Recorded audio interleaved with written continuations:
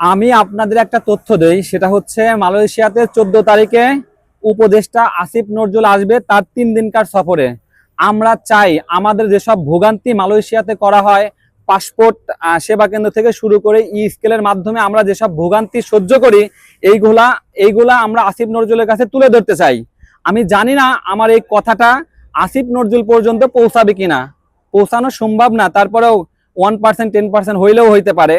আমরাই পারি আমাদের এই কথাগুলো আসিফ নজরুল পর্যন্ত পৌঁছাইতে। সো যেহেতু 14 তারিখে আসিফ নজরুল মালয়েশিয়াতে আসবে, 14, 15, 16 তারিখ পর্যন্ত সে মালয়েশিয়াতে থাকবে। দেখেন একটা জিনিস চিন্তা করে, সে যেহেতু মালয়েশিয়াতে আসবে, আমরা কিন্তু কেউ যাই না, কিন্তু ই স্কেলে সে কিন্তু একটা বৈঠক করবে। আমরা চাই প্রবাসীদের কথা সে শুনুক, সে নিরপেক্ষ প্রবাসীদের কথা শুনুক। শুধু ই স্কেলের যেসব প্রবাসী তাদের কথা যেন সে না শোনে। আমরা যারা মালয়েশিয়াতে প্রবাসীরা ভোগান্তির শিকার হচ্ছি, আমাদের সাথে যেন সে সরাসরি কথা বলে। এই কথাগুলা আসিফ নজরুল পর্যন্ত পৌঁছানোর দায়িত্ব আপনাদের। আমরা চাই হয়রানি মুক্ত পাসপোর্ট পেতে, হয়রানি মুক্ত ভোগান্তি ছাড়া যেন আমরা পাসপোর্ট হাতে পাই।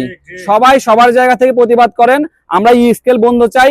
ই স্কেল বন্ধ করে ই স্কেলের সকল কার্যক্রম পাসপোর্ট সেবা কেন্দ্রে করা হোক। এইখানে জনবল বাড়িয়ে আমাদের সেবা দ্বিগুণ করা হোক। যেহেতু আসিফ নজরুল 14 তারিখে মালয়েশিয়াতে আসতেছে, আমরা সবাই সবার মাধ্যমে প্রতিবাদ করি যাতে আমাদের এই হয়রানিগুলো আসিফ নজরুল পর্যন্ত পৌঁছায়। সবাই সুস্থ থাকেন, ভালো থাকেন। আসসালামু আলাইকুম।